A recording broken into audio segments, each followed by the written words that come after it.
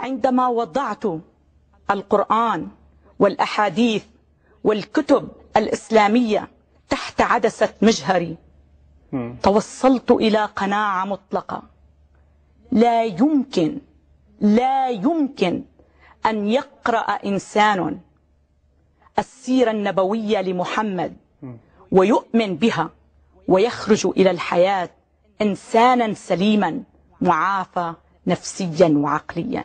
أنت تذكر الطريقة التي قتل بها السيدة عصماء بنت مروان عندما قطع أتباعه جسدها إربا وهي ترضع طفلها، والمشكلة عادوا إليه يكبرون، فقال: لا يتناطحوا بها عن زان. أنت تعرف أن الماعز تتناطح لأتفه الأسباب، ولكن عند محمد قتل امرأة مرضعة سبب أتفه من أن يتناطح به عن زان. هل هذا نبي من عند الله؟ يعتريني الأسف الشديد عندما تسمح الجزيرة لمخلوق معتوه إرهابي كالقرضاوي كي ينفث من خلال منبرها سمومه ويبث فتاويه الإرهابية وثرثراته. كانت العبارات التي استخدمها ضدي قد حرضت الكثير من الشباب المسلم المغسول الدماغ المعصوب العيون المبرمج على الكره ليمطرني بوابل من الشتائم والتهديدات بعد الحلقة مباشرة التي تناول بها ظهوري على الجزيرة.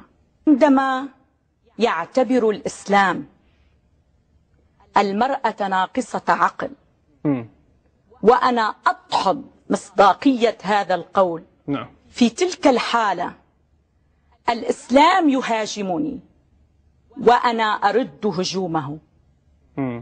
عندما يدعو الإسلام إلى قتل الآخر الذي لا يؤمن به وأنا أدحض مصداقية هذا القول، في تلك الحالة الإسلام يهاجمني وأنا أرد هجومه. أنا لا أهاجم، أنا أنتقد الإسلام، ولكن للأسف الشديد نحن ضحايا التربية الإسلامية لا نرى في النقد إلا هجوما. أنا دوما أركز على اللغة، لغة الإسلام. لغة الإسلام لغة سلبية ميتة مشحونة بالعنف والغضب والحقد والعنصرية. الإنسان ناتج لغوي، وهو حصيلة ما يسمعه في حياته من لغة سلبية وإيجابية. فإن غلبت اللغة السلبية في حياته خرج إلى الحياة إنسانا سلبيا نزقا رافضا غير منتج. وإن غلبت اللغة الإيجابية خرج إلى الحياة إنسانا إيجابيا سعيدا منتجا. ولذلك لغة الإسلام السلبية فشلت، لم تنتج إنسانا يستطيع أن يتفاعل مع الحياة بعفوية وبإيجابية، أنجبت إنسانا سلبيا. لو ألقينا نظرة على المجتمعات الإسلامية نستطيع أن نرى ما استطاع أن يفعله هذا الرجل السلبي. أنا لا أعتبر الإسلام دينا من خلال مفهومي للدين. الإسلام عقيدة سياسية تفرض نفسها بالقوة. أي عقيدة على سطح الأرض تدعو إلى قتل من لا يؤمن بها هي ليست عقيدة، ليست دينا، وإنما عقيدة شمولية تفرض نفسها بالقوة. عندما أقرأ آية على سبيل المثال: والزانية والزاني فاجلدوا كل واحد منهما 100 جلدة لا تأخذكم بهما شفقة أو رأفة، لا أرى في تلك الآية أي روحانية. عندما تستطيع العقيدة أن تجرد أتباعها من آخر ذرة رأفة تكون قد جردتهم أيضا من روحانيتهم. المسيح رمز السلام، لم يحمل سيفا، لم يقطع رقبة، لم يكفر إنسانا، أما المشكلة في الإسلام إذا فعلنا كما فعل المسيحيون في القرون الوسطى وأردنا أن نعود إلى حياة محمد وأفعاله وأقواله، سنكون في ورطة أكبر من الورطة التي نعيشها اليوم، وسننتهي بأسامة بن لادن وأمثاله. اقرأ حياة محمد، ماذا تجد فيها؟ غزواته وزيجاته وأحاديثه التي يقشعر البدن لبعض تلك الأحاديث. يقشعر البدن عندما يقول جنة المرأة تحت قدم زوجها.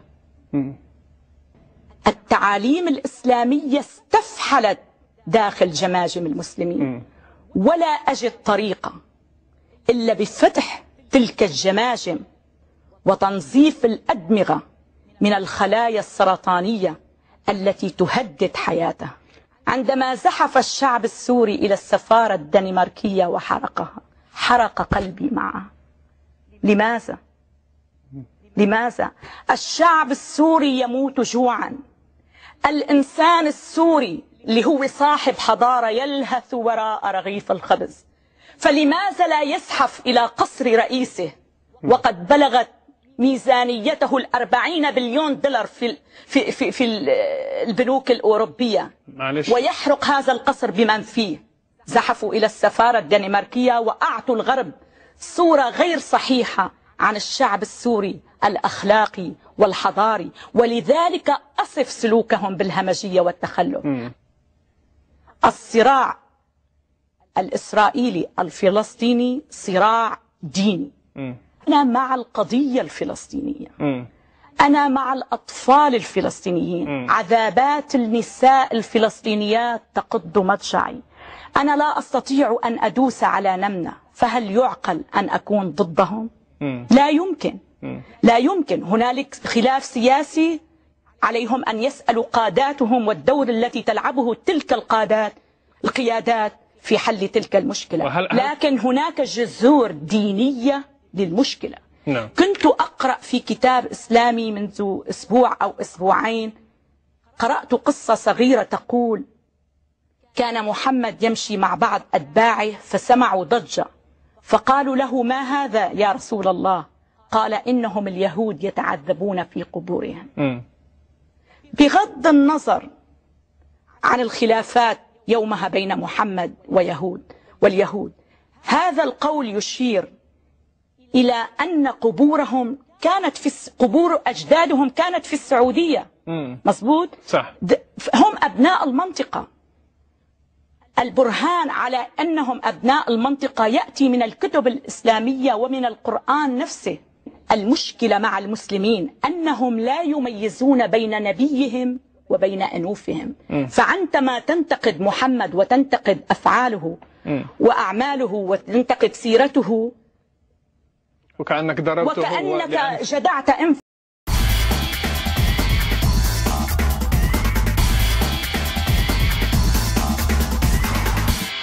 Muhammad's first impression of his revelations was that they were demonic in nature. Muhammad tried repeatedly to kill himself. Muhammad allowed his followers to rape their female captives. The Quran allows Muslims to beat their rebellious wives into submission. Muhammad says the Bible talks about him when, according to the Bible, he's a false prophet. Muhammad married the divorced wife of his own adopted son. Muhammad was disgraced by God in death. The one way he said he would die if he's a false prophet, that is exactly how Muhammad died. Muhammad had sex with a 9-year-old girl. Muhammad delivered revelations from the devil and came back and blamed the devil for this revelation. Muhammad affirmed the teachings of the Torah and the Gospel when his teachings completely contradict the teachings of the Torah and the Gospel. Muhammad tortured a man named Kanana for money. He killed people who criticized his religion. He tried to divorce his wife Sauda when she became unattractive, and he had to cut a deal that's affirmed by Allah in order for her to be able to eat. Muhammad's revelation to his dinner guests was so obviously from Muhammad and not from Allah. We wonder how anyone can take the Quran seriously after reading it. Muhammad was a victim of black magic, according to him, not according to us. Muhammad delivered clearly false prophecies. He encouraged his followers to practice mutta. Mutta, this is prostitution. He had 9 wives when the Quran allows Muslims to have 4. He broke his vow to his wife about having sex with his slave girl, and the Quran is completely theologically incoherent. You cannot make sense of it when Allah gives all of this revelation and then Allah is the one who corrupts it by tricking and deceiving people into believing that Jesus died on the cross. The Quran teaches that stars are missiles that God uses to shoot demons when they try to sneak into heaven. Muhammad ordered his followers to kill apostates, even those who left for very good reason. According to the Quran, Allah is the greatest of deceivers when, according to the Bible, Satan is the father of lies. Muhammad had no assurance of his salvation despite the fact that he is the greatest of Muslims. According to Muhammad, women are stupid and immoral. Islam promotes idolatry. Muhammad said there would be no discrepancy in the Quran if it's the word of God, when there's all kinds of discrepancy. The Quran is based on the argument from literary excellence, the silliest argument ever offered for anything. Muhammad told his followers about a paradise that would make Hugh Hefner blush with the amount of sexual perversion in it. And, of course, if Christianity is true, Islam cannot be the truth because they teach different things. Islam teaches that the sun sets in a pool of murky water. The Quran has been corrupted when Allah promised to protect it. The concept of abrogation makes no sense. Allah is turning things right around, changing revelations from one week to the next when this is supposed to be His eternal word. Muhammad supported his fledgling religion by robbing people. Islam took rituals from the pagans. It stole stories from the groups around Muhammad during the time.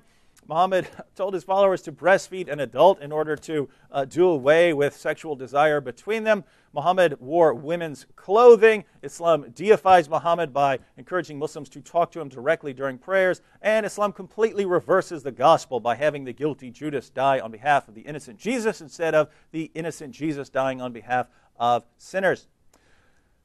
False revelation from Gabriel, and obviously false revelation. The Quran confuses Mary, the mother of Jesus, with Miriam, the sister of Aaron and Moses.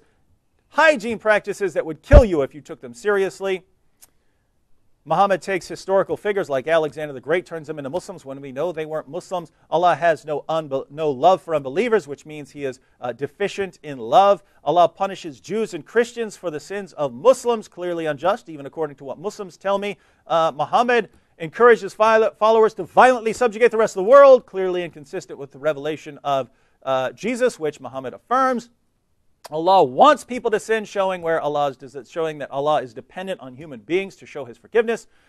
Islam makes Satan the true hero of everything, and finally portrays Jesus as a miserable failure. Islam exalts Satan, insults God, and makes Jesus look like a failure. That's what Islam does at the end of the day, and you're telling me this guy is a prophet?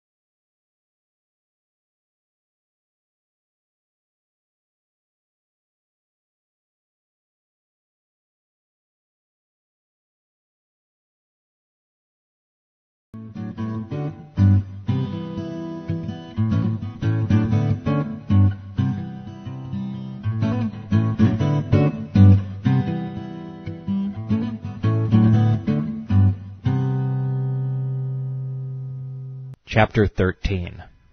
The Pedophile Pirate. When the prophet married Aisha, she was very young and not yet ready for consummation.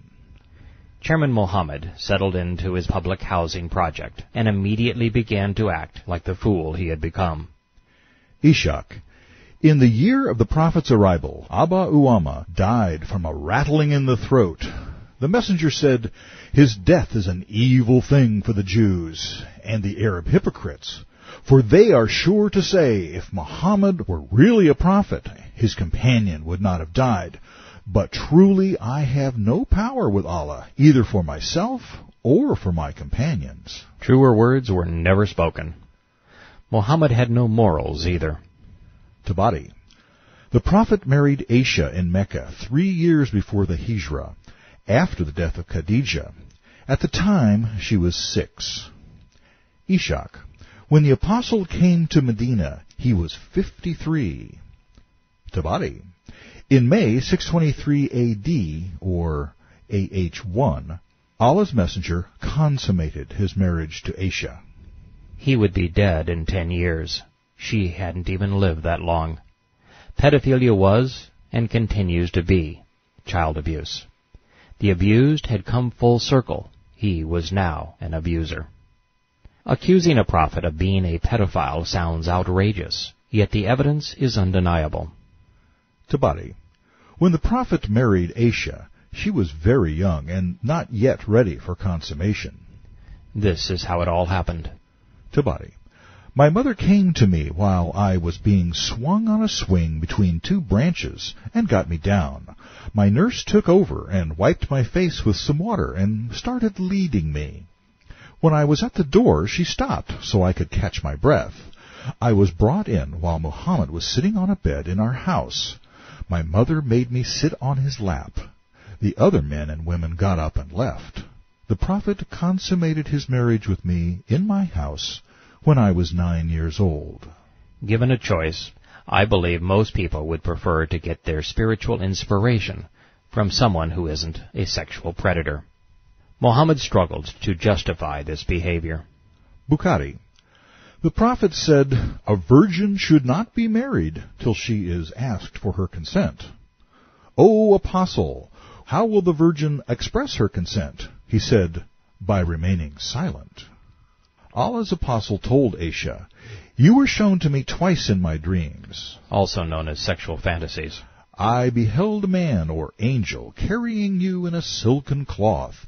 He said to me, 'She is yours, so uncover her.' And behold, it was you. I would then say to myself, 'If this is from Allah, then it must happen.'" Allah not only approved pedophilia, He insisted upon it. That makes the Islamic God as perverted as his prophet. Since 53-year-old pedophiles are not prophet material, I want to give Islam every opportunity to clear this up. The next hadith is from Aisha. Tabari. There are special features in me that have not been in any woman, except for what Allah bestowed on Miriam bint Imran. She was referring to Mary, the mother of Yeshua, although she didn't know her name or her father's name, and none of the features actually applied. Amram is actually the father of Moses. With Miriam, or Mary, being Moses' sister, Muhammad got confused and erroneously attributed Moses' father to Miriam, the mother of Yeshua. I do not say this to exalt myself over any of my companions. "What are these?" someone asked. Aisha replied, "The angel brought down my likeness." She was a babe. "The messenger married me when I was 7. My marriage was consummated when I was 9. She was abused. He married me when I was a virgin, no other man having shared me with him. She was a child. Inspiration came to him when he and I were in a single blanket. A baby inspired him. I was one of the dearest people to him. A verse of the Quran was revealed concerning me when the community was almost destroyed. She inspired Allah. And I saw Gabriel when none of his other wives saw him. She lied. Think about the implications of what Aisha just said. Muhammad was inspired. A Quran surah was handed down while the Prophet was having sex with a little girl. Allah didn't find pedophilia the least bit troubling. The following confirms that the first Muslims were consumed by greed. The Prophet was inspired by the body of a child, and the circumstances surrounding the Quran revelations are as perverted as the scriptures themselves. Bukhari. The people used to send presents to the Prophet on the day of Aisha's turn to have sex with him. Aisha said his other wives gathered in the apartment of Salama, wife number 2, and said, the people send presents on the day of Aisha's turn, and we too love the good presents just as much as she does. You should tell Allah's apostle to order the people to send their presents to him, regardless of whose turn it may be. Repeated that to the Prophet, and he turned away from her. When the Prophet returned to she repeated the request again. The Prophet again turned away. After the third time, the Prophet said, don't trouble me by harming Aisha, for by Allah, the divine inspiration, that would be Quran surahs, never came to me while I was under the blanket of any woman among you except her. If there have been any skeptics who have made it this far without acknowledging that the Quran was inspired to satisfy Muhammad's cravings rather than to save men's souls, welcome to the realm of reason. Earlier I accused the victim of pedophilia of lying. I want to explain why. Her 8th divine gift was contradicted during one of the bedroom revelations. Bukhari. The Prophet said, Aisha, this is Gabriel. He sends his greetings and salutations. Aisha said, salutations and greetings to him and Allah's blessings. Addressing the Prophet, she said, you see what I don't see. This hadith reveals how perverted Muhammad was and how sane other Arabs were by contrast. Bukhari. I participated in a ghazwa, which would be an Islamic raid, with the Prophet. I said, Apostle, I am a bridegroom. He asked me whether I had married a virgin or a matron. I answered, a matron. He said, why not a virgin who would have played with you? Then you could have played with her. Apostle, my father was martyred, and I have some young sisters, so I felt it not proper that I should marry a young girl as young as them. It's obvious who corrupted whom. Muhammad's behavior would be considered criminal in every civilized nation on earth. No moral society has ever condoned old men having sex with young children. If you are caught, you're locked up, separated from decent people. Pedophilia is so heinous, convicted felons torment child abusers. Even they can't stand to be in their presence. Such a grotesque act disqualified Muhammad from his alleged calling. What's more, his personal perversity had a lasting legacy. Muslims follow his example. While most of what happens in the Islamic world escapes our purview, as Islam is hostile to all freedoms, including press and inquiry, we have gained glimpses in Afghanistan and Iraq. There, virginal young girls are frequently raped by Muslim men. And as you would expect in a culture influenced by Muhammad, the victims are shamed, not the perpetrators. It's little wonder Muhammad's contemporaries call him mad, insane, and demon-possessed. It is little wonder Islamic clerics try so hard to hide this stuff from the world. It is why Muhammad assassinated a score of poets, the journalists of their day, who had the courage to expose him. It is why Muslim rulers issue fatwas today. Decadent egomaniacs like Muhammad are deeply troubled and tortured souls. Their insecurities drive unbridled lusts for power, sex, and money. Their feelings of inadequacy cause them to be shy, yet their outward manner overcompensates, making them abusive and purposefully deceptive. They need others to bow down to them in submission, and they require unquestioned obedience. Muhammad was a textbook case, as was Adolf Hitler, his modern twin. Bukhari. The prophet was shyer than a vain virgin girl. Allah's apostle said, "Whoever obeys me obeys Allah, and whoever disobeys me disobeys Allah, and whoever obeys the ruler I appoint obeys me, and whoever disobeys him disobeys me." Pedophilia, incest, and rape are all perverted manifestations of a thirst for power and control. Insecurity is often the cause. I apologize for dragging you through this muck. I realize the material we just covered would be illegal, even in a pornographic movie. And we are not done.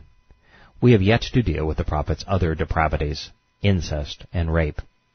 But at least you know why this control freak's paradise was a brothel filled with ever-attentive young virgins ready to be conquered. Muhammad, like his religion, was fixated on the flesh. According to the Quran, bodies were reassembled so that the skins could be singed in hell and teased in paradise. Man's spirit was incidental. I believe this is because the religion was made in the prophet's image. It reflected his character and desires. To appreciate Islam's elevation of body over soul, we must look at the source of his inspiration. Muhammad was right when he described the angel that visited him as a slave. Bukhari. So Allah conveyed the inspiration to his slave Gabriel, and then he, Gabriel, conveyed it to Muhammad. Angels, fallen or heavenly, demonic or godly, have no choice. To borrow another line from Islam, they must submit and obey. Islam's dark spirit knew all about angelic submission, because he once was one. Quran 7, verse 11. It is we who created you and gave you shape. Then we ordered the angels to fall and prostrate themselves to Adam. The same passage goes on to correctly implicate Satan and suggest angels are eternal. Quran 7, verse 19. Satan said, "Your Lord only forbid you this tree, lest you should become angels, immortal, living forever." Satan, like all angels, is a four-dimensional construct. That is to say, he can maneuver in time, the fourth dimension. While this may sound complex, we have known since Einstein that space has a fourth axis, an infinite aspect we cannot yet navigate. In this regard, angels are superior to men as we are trapped in three-dimensional bodies, stuck in time. Yahweh is not, which is why his name means I am, or I exist. He is immortal and timeless. His infinity exists in the fourth dimension. This is how Yahweh predicts the future. He knows the future not because he has ordained it, but because he has already been there and witnessed the culmination of our choices. Now put yourself in Satan's wings for a moment. He knows that his spirit is inferior to ours for two reasons. We are made spiritually in God's image. We have choice. With choice, we have the capacity to be creative and to love. This is why God created us. These attributes remain his and our most powerful qualities. So Satan doesn't want to compete with us spiritually.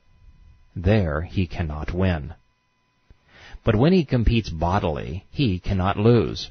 We are three-dimensional, he is four. The difference is infinite, just as it is between the two- and three-axis realms. The comparison is like a cartoon rendering of Mickey Mouse competing with Walt Disney, or more accurately, with Walt's secretary. This is why Islam is focused on the body. It's why the covetous Muhammad was the perfect satanic prophet. The arrival of the first child born to the Muslims after the Hijrah was celebrated. Tabari. The messenger's companions cried, Allahu Akbar. Allah is greater or greatest, therefore greater than Yahweh is the implication. When she was born, this was because the story was circulated among the Muslims that the Jews claimed that they had bewitched them so that no children would be born. The Muslims praised Allah that he had falsified the Jews' claim. They were saying that their gods' magic spells were more powerful than the Jewish gods. Even if they were right, it made Islam wrong. The next 7 section heads in Tabari's The Foundation of the Community begin with expedition. The Arabic word is Maghazi, which is translated raid in the Sirah. It actually means invasion. It is synonymous with jihad, defined by Bukhari as holy fighting in Allah's cause. A more complete explanation is provided in the Book of Jihad on page 580 of Maktaba Dar as-Salam's publication of Sahih al-Bukhari. Jihad is holy fighting in Allah's cause with full force and weaponry. It is given the utmost importance in Islam and is one of its pillars. By jihad, Islam is established. Allah is made superior and He becomes the only God who may be worshipped. By jihad, Islam is propagated and made superior. By abandoning jihad, may Allah protect us from that, Islam is destroyed and Muslims fall into an inferior position. Their honor is lost, their lands are stolen, and Muslim rule and authority vanish. Jihad is an obligatory duty in Islam on every Muslim. He who tries to escape this duty dies as a hypocrite. Memorize this paragraph. Shout it out to all who will listen. Every word was derived from the Quran. Every word was lived by Muhammad. It accurately represents fundamental Islam. So much so, each of the 150 hadiths that follow this definition of jihad speak of fighting. None suggest a spiritual struggle. Among them, Muhammad says that the most important deed is jihad, fighting in Allah's cause. In Bukhari, Volume 4, Book 52, number 44. And the Quran agrees, saying peaceful Muslims are hypocrites, destined for hell. They are the worst of creatures, the most vile of animals. You will find this in Quran Surahs 3 and 33. So that there is no question regarding the appropriateness of using Bukhari as a source, here's what the Islamic scholars had to say in the preface. Al-Bukhari's hadith is the most authentic and true book of the Prophet. The translator said, I am perfectly sure that the translation, with Allah's help and after all the great efforts exerted in its production, has neared perfection. The imams from the cradle of Islam, the Islamic University of Medina in Saudi Arabia, said, It has been unanimously agreed that Imam Bukhari's work is the most authentic of all the other sources in hadith literature put together. It is second only to the Quran. That leaves you and me at the crossroads of destiny. If we don't deal with the awesome gravity of Islamic jihad, our future will vanish before our eyes. If we wish to avoid the abyss of world war, we must expose the doctrine committed to world conquest. We must liberate Muslims from Islam. The expedition led by Hamza was the first Maghazi. Hamza, a huntsman in Mecca, was now a Muhajid, plural of Mujahideen, a Muslim warrior in jihad. Tabari. In Ramadan, 7 months after the Hijrah, Muhammad entrusted a white war banner to Hamza with the command of 30 immigrants. Their aim was to intercept a Quraysh caravan. 7 months after fleeing Mecca in shame, the pedophile prophet has become a pirate and terrorist. So that there is no misunderstanding, let's define these less than admirable characterizations. Pirate is a renegade who, along with others under his command, uses force of arms to steal the property of others. A terrorist is a person who violently attacks civilians, destroys their property, and disrupts their economy as a means to achieve a political objective. The flag Muhammad handed to Hamza was a war banner. It was one of the many symbols the Prophet stole from his patriarch Qusay. Hamza was a warrior. He was given command over 30 men. Their aim was to intercept a caravan, a civilian economic enterprise, owned by the people Muhammad had promised to slaughter because they had teased him. Although we are told they separated without a battle, the intent was piracy and terror. Their failure did not change what they had become, what Islam had done to them. At this point in the Prophet's career, there were simply more good guys than there were bad guys, and he was as inept as a pirate as he was as a prophet. Turning to Muhammad's biographer, we learn more about the mindset of the first Muslims. Ishaq. Hamza's expedition to the seashore comprised 30 riders, all emigrants from Mecca. He met Abu Jahl, who had 300 riders. Ammar intervened, for he was at peace with both sides. Hamza, Muhammad's reader, said, "So they allege, wonder at good sense and at folly, and at lack of sound counsel and sensible advice. Their people and property are not yet violated, as we haven't attacked. We call them to Islam," which is surrender. "but they treat it as a joke. They laughed until I threatened them. At the apostle's command, I was the first to march beneath his flag, a victorious banner from Allah. Even as they sullied forth, burning with rage, Allah frustrated their schemes." Abu Jahl, a pagan businessman, responded to the first Muslim militants. Ishaq. I am amazed at the causes of anger and folly at those who stir up strife by lying controversy. They abandon our fathers' ways. They come with lies to twist our mind. But even their lies cannot confound the wise. If you give up your raids, we will take you back, for you are our cousins, our kin. But they chose to believe Muhammad and became obstinately contentious. All their deeds became evil. As always, the Meccans understood Islam. Even Ishaq believed. Ishaq. The raid on Wadan was the first Maghazi. He said, The expedition of Ubaidah Harith was second.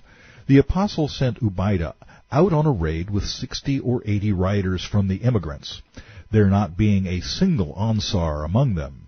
He encountered a large number of Quraysh in the Hijaz. Abu Bakr composed a poem about the raid. Some of the most memorable lines include, When we called them to the truth, they turned their backs and howled like bitches. Allah's punishment on them will not tarry. I swear by the Lord of Camels. I assume he's speaking of Allah. That I am no perjurer. A valiant band will descend upon the Quraysh, which will leave women husbandless. It will leave men dead with vultures wheeling round. It will not spare the infidels. To which a pagan named Slave to Allah replied, Ishaq, does your eye weep unceasingly over the ruins of a dwelling? This would be Allah's house. That the shifting sands obscure? Is your army and declaration of war firm enough that we should abandon images venerated in Mecca, passed on to heirs by a noble ancestor? That noble ancestor was Qusay. Are your steeds panting at the fray? Are your swords polished white? Are they in the hands of warriors, dangerous as lions? Or are you conceited? Are you here to quench your thirst for vengeance? Nay, they withdraw in great fear and awe. Of the raid, the historian reports, Tabari. 8 months after the Hijra, Allah's messenger entrusted a white war banner to Ubaidah and ordered him to march to Batan Rabig.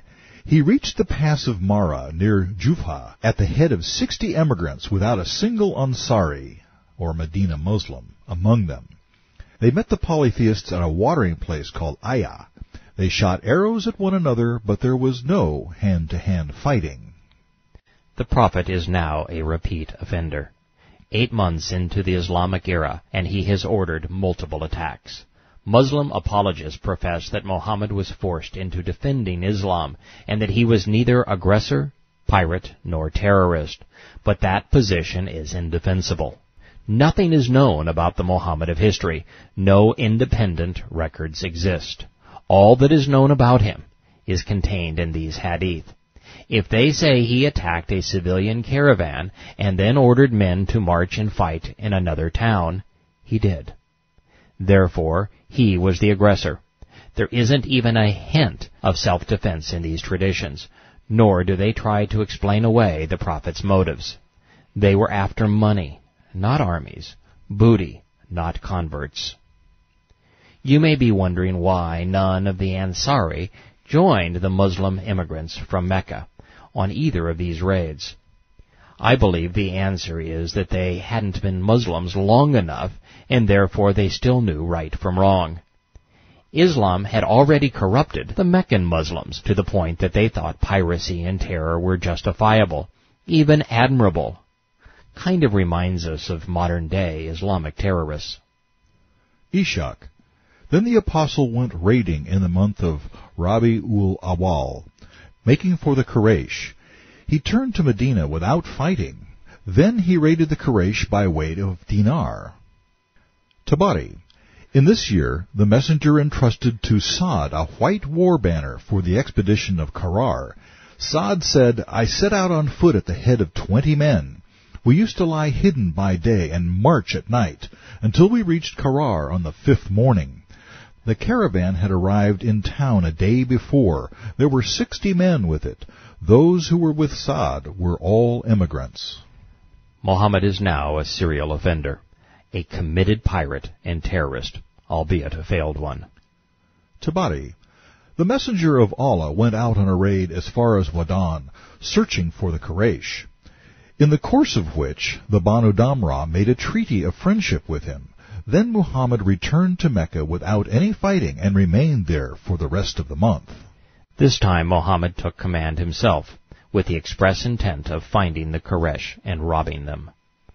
And while it is noble that he inked a treaty of friendship, even this was the wrong thing for a prophet to do.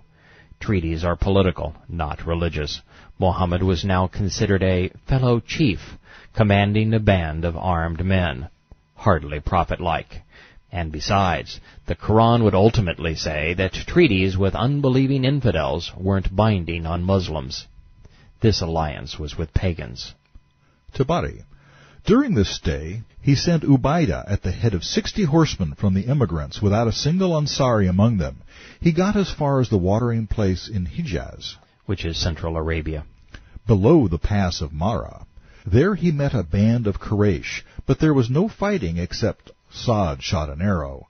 Then the two groups separated from one another, the Muslims leaving a rear guard.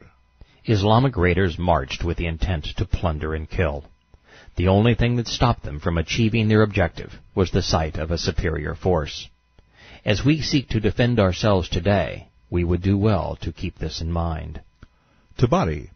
Muhammad led an expedition in the month of Rabi al-Akhir in search of the Quraysh. He went as far as Buat in the region of Radwa, and then returned without any fighting. Then he led another expedition in search of the Meccans. He took the mountain track and crossed the desert, halting beneath a tree in Batha. He prayed there. What on earth was he praying for? Oh God, please help me rob and kill these people. Thank you, amen. After a few days, the Prophet went out in pursuit of the Quds. The Islamic era was but a year old, yet Muslims were fully committed to the path of piracy and terror. Forget for a moment that this was supposed to be a religion. There was nothing noble, moral, or redeeming about raiding parties seeking to plunder civilian caravans, or expeditions marching off to terrorize unsuspecting villagers. Just as there was no redeeming surah in Mecca, there is no virtuous behavior in Medina. I haven't cherry-picked the ugly parts out of a sea of religious activities.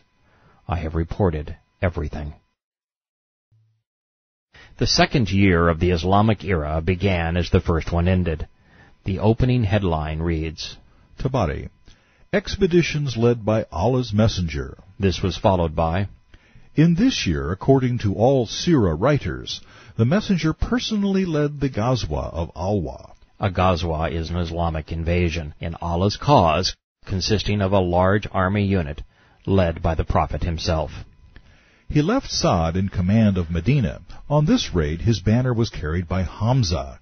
He stayed out for 15 days and then returned to Medina. This was the 8th failed terrorist attack in as many months.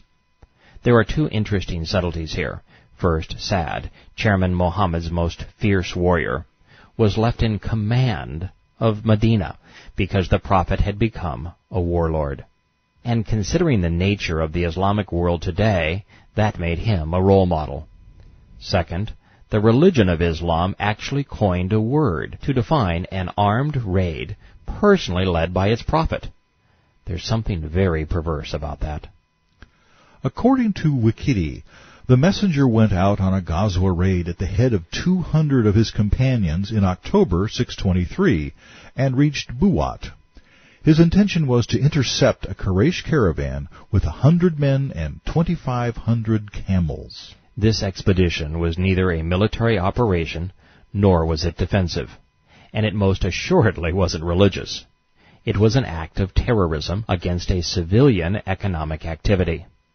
And the pirate was after booty. The Hadith reports, In this year Muhammad set forth the emigrants to intercept a Quraysh caravan en route to Syria. His war banner was carried by Hamza. It also failed. The score was Muslim militants 0, infidels 10. Unfortunately, Islam would get far better at this game than they ever got at religion. Ishaq and Tabari. Ali and I were with the messenger on the Ghazwa at Ushaira. We halted on one occasion and saw some men of the Banu Mudi working in one of their date groves. I said, "Why don't we go and see how they work?" So we went and watched them for a while. Then we felt drowsy and went to sleep on the dusty ground under the trees. Muhammad woke us, arriving as we were covered in dust. He stirred Ali with his foot and said, "Arise, O dusty one! Shall I tell you who was the most wretched man? Ammar of Thamud, for he slaughtered the she-camel, and he shall strike you here." Muhammad put his hand on the side of Ali's head until he was soaked from it. Then he grabbed his beard. The Quran claims that the Thamudic nation was destroyed by Allah because someone hamstrung a camel. While it's odd that he liked camels more than men, there's a bigger perversion still in this tale of misplaced ambition. The Muslims were so unfamiliar with honest labor, they went to watch someone work. And they were so lazy, they fell asleep while they were doing it. Ultimately, that is why the pirates were there in the first place. When the bedraggled Muslim refugees migrated north, they became dependent upon handouts. They were physically able to do work, since they went off on terrorist raids, and the oasis town of Yathrib was a bustling agricultural and commercial center, so there was plenty of work being done. All of which leads to a conclusion. Something in Islam made the Muslims unwilling to work, and it affects them to this day. Islamic states have the lowest per capita productivity of any nations in the world. Islam politically and economically is as faulty as the religion is false. It's lose-lose. Ishaq. Meanwhile, the apostle sent Sa'd on the raid of Abu Waqas. The prophet only stayed a few nights in Medina before raiding Ushaira and then Kurs. Let's review Bukhari's Book of Maghazi to get a better feel for what's happening. Bukhari. Allah's apostle said, "A time will come when a group of Muslims will wage holy war, and it will be said, 'Is there anyone who has accompanied Allah's apostle?' They will say, 'Yes,' and so victory will be bestowed upon them." The apostle said, "Tomorrow I will give the flag to a man whose leadership Allah will use to grant a Muslim victory." I fought in 7 Ghazwat battles along with the Prophet, and fought in 9 Maghazi raids in armies dispatched by the Prophet. There was nothing spiritual about fundamental Islam. Bukhari. I heard Sa'd saying, "I was the first Arab to shoot an arrow in Allah's cause." I witnessed a scene that was dearer to me than anything I had ever seen. Aswad came to the Prophet while Muhammad was urging Muslims to fight the pagans. He said, "We shall fight on your right and on your left, and in front of you and behind you." I saw the face of the Prophet getting bright with happiness, for that saying delighted him. Bukhari. The believers who did not join in the Ghazwa and those who fought are not equal in reward. Allah's apostle said, "When your enemy comes near, shoot at them, but use your arrows sparingly, so that they are not wasted." Allah's wrath became severe on anyone the Prophet killed in Allah's cause. While the terrorist raids were hardly religious, religious symbolism and rewards were used to solicit and inspire the new combatants. Bukhari. Muhammad led the fear prayer with one batch of his army, while the other batch faced the enemy. Bukhari. The prophet said, "This is Gabriel holding the head of his horse, equipped with arms for battle." Allah's apostle used to say, "None has the right to be worshipped except Allah alone, because He has honored His warriors and made His messengers victorious. He alone defeated the infidel clans, so there is nothing left." Bukhari. A man came to the prophet and said, "Can you tell me where I will go if I get martyred?" The prophet replied, "To paradise." The man fought till he was martyred. There are no such bargains in Yahweh's scriptures. Killing is not an express ticket to heaven. Yeshua never asked his followers to slay anyone. The Messiah mentions killing only once. He tells a parable about a ruler in the final days of the tribulation to encourage his followers to be productive, not destructive. Allah especially hated Christians and Jews, ordering Muslims to fight them until they were wiped out to the last. This is fundamental Islam, the very core of Muhammad's message. That said, there is one Bible verse that appears to be both open-ended and to encourage violence. As such, Psalm 149 became the rallying cry for the Crusades. In actuality, it's prophetic, speaking of what's called the tribulation and of the return of the Messiah. In the fashion of Hebrew poetry, the psalm presents a series of 9 couplets, pairs of phrases that say the same thing, but in different words. Let's review them. The first couplet speaks prophetically of the new millennium, of the church and of saints. Praise Yahweh, sing unto Yahweh a fresh song, and sing His praise in the congregation of saints. The second celebrates the end of the tribulation and the Messiah's return. Let Israel rejoice in Yahweh who made them. Let the children of Israel be joyful in their King. Then, let them praise Yahweh's character and dance. Let them sing praises unto Yahweh with the tambourine and harp. Speaking of the Messiah's gift of salvation, the next reports, For Yahweh is pleased with His people. He will glorify the meek with salvation. The fifth couplet reveals, Let the saints be joyful in this glorious honor. Let them shout from their resting place. At the Messiah's return, the souls of the saints will be raised from their graves. A Catholic pope misinterpreted the 6th verse to advance his personal agenda. Let the exaltation of the Almighty be in their mouths, and a 2-edged sword be in their open hand. A 2-edged sword is the Bible's metaphor for divine judgment or for rendering a godly verdict. That's why it's in an open hand, which could not wield an instrument of violence.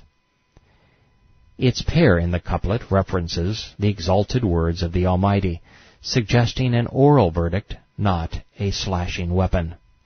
The 7th pair proclaims, To advance vengeance upon the nations and punishment upon the people. This speaks to the final judgment of Yahweh on those who attack Israel during World War III, midway through the tribulation. It's interesting in that the predicted Magog war against Israel is perpetrated entirely by Muslims. This is followed by, To yoke kings together, bringing them forth, and those who are severe will be tied with iron twine. In other words, following God's verdict, the purveyors of false doctrines, those who are severe, will be restrained.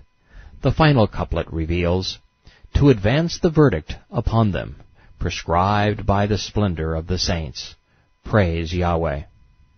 The entire psalm is prophetic, speaking of the final judgment of nations following the Messiah's return in power and glory. There is no command to fight or kill anyone. Since Islam's principal defense is to claim that Christians have performed no better, especially during the Crusades, I want to bring your attention to 2 incredibly important historical facts. First, Pope Benedict IX. He reigned in 1033 A.D., precisely 1,000 years after Christ's resurrection. Benedict became, like Muhammad, demonic, fixated on the occult, demented, delirious, and lascivious. The church became corrupt, focused on rituals, suppression, and money. With power-hungry men at the helm, it splintered, ultimately causing cleric and king to send men off on foolhardy crusades. The second historical fact is that the Crusaders weren't Christians. They couldn't have been. 4 centuries had passed since the last sermon was given in a language common to the people of Europe. The first Bible to be printed in the vulgar tongue was John Wycliffe's, yet it wouldn't find quill for another 4 centuries. To be a Christian, one must know Christ. He could not have been known to the men who fought. They carried his symbols, nothing more.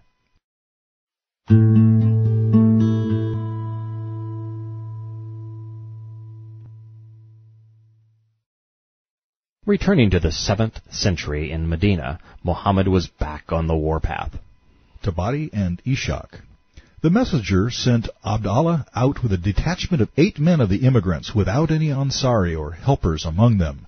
He wrote a letter, but ordered him not to look at it until he had traveled for 2 days. Then he was to carry out what he was commanded to do. When Abdallah opened the letter, it said, "March until you reach Nakhla, between Mecca and Taif. Lie in wait for the Quraysh there, and find out for us what they are doing." The letter suggests that there was treachery among the treacherous. One or more Muslims was spilling the beans and tipping off the Quraysh before the militants could rob them.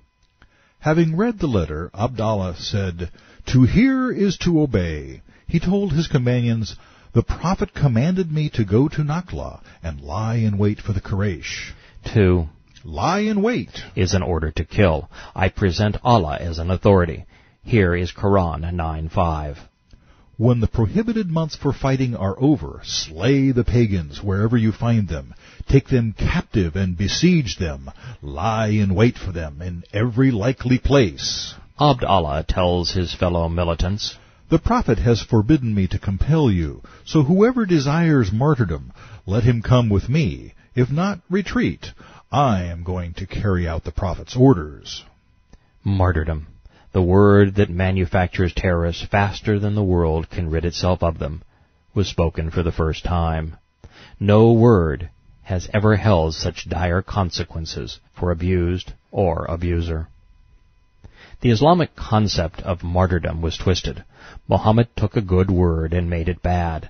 Prior to Islam, a martyr willingly sacrificed his or her life to save others, not killed them. A Christian martyr sought nothing. Their lives served as a living witness so that others might know the value of their faith. They died with Scripture in their hands, not swords. The Greek word martus, from which martyr was derived, means witness. Yet at Muhammad's direction it came to mean murderer. Muslims obtained martyrdom by terrorizing others, murdering millions. Muslim martyrs are mercenaries, wielding swords in pursuit of plunder. I believe this is Satan's signature once again. He is the world's most acclaimed counterfeiter. Martyrdom is good, but not as a pirate. Money is good, but not when it's plundered. Sex is good, but not as an act of pedophilia. Profits are good, but not when they are motivated by profit. Scripture is good, but not when it's perverted. Prayer is good, but not when one prostrates oneself to the devil. Ishaq. His companions went with him. Not one of them stayed behind. A second hadith says, "Whoever desires death, let him go on and make his will. I am making my will, and acting on the orders of the messenger of Allah." Tabari. They made their way through the Hijaz until Saad and Utbah lost a camel which they were taking turns riding. They stayed behind to look for it. The rest went on until they reached Nakhla. A Meccan caravan went past them, carrying raisins, leather, and other merchandise, which the Quraysh traded. When they saw the Muslims, they were afraid of them. Then one of the Muslims came into view. They saw that he had shaved his head, and they felt safer. The Quraysh said, "They are on their way to the Umrah, the lesser pilgrimage. There is nothing to fear." The pagan Umrah had become part of Islam. However, shaving one's head was used to venerate Allat, not Allah. So the Quraysh were confused as I am. Why would a Muslim militant venerate a pagan idol while pursuing plunder in Allah's name? Ishaq. The Muslim raiders consulted one another concerning them, this being the last day of Rajab. Rajab, like Ramadan, was a holy month on the pagan calendar. Fighting, looting, and general mayhem were prohibited. It is troubling that the observance of a pagan rite was a limiting factor, while thievery and murder were not. This says a great deal about the nature of Islam. One of the Muslims said, "By Allah, if we leave these people alone tonight, they will get into the Haram, the sacred territory of Mecca, and they will be safely out of our reach. If we kill them, we will have killed in the sacred month."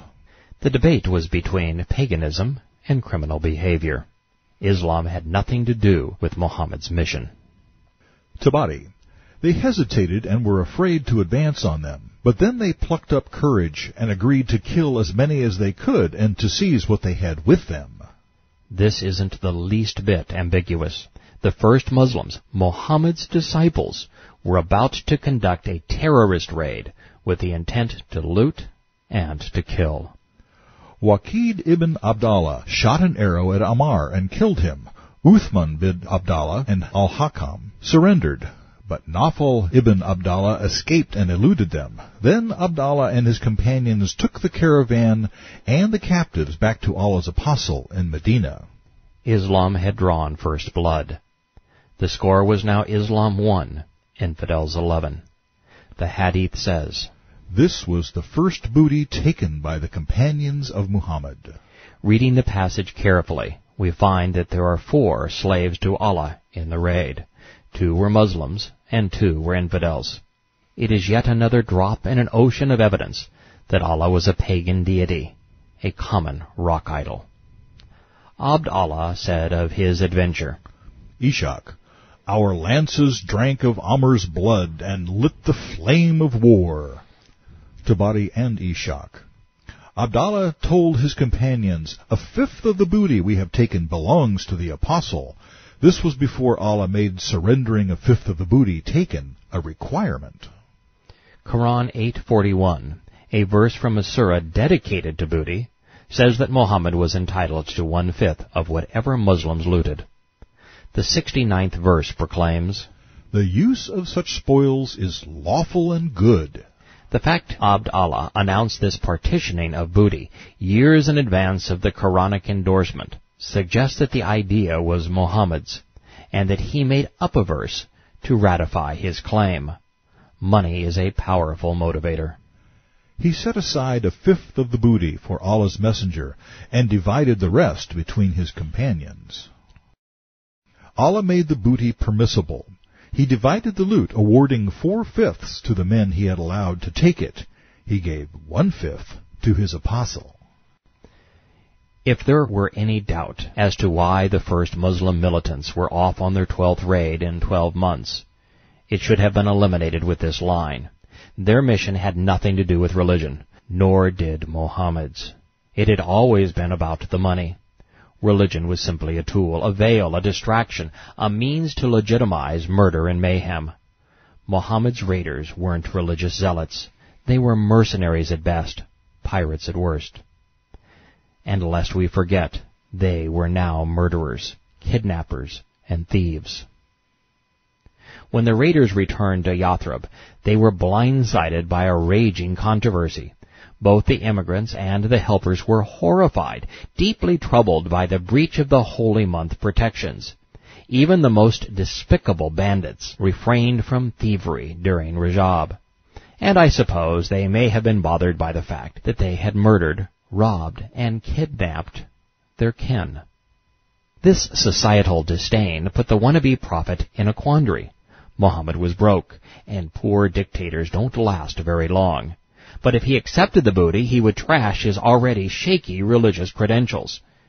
He was on his heels and teetering from the Quraysh bargain, the satanic verses, the knight's journey, and the migration of shame.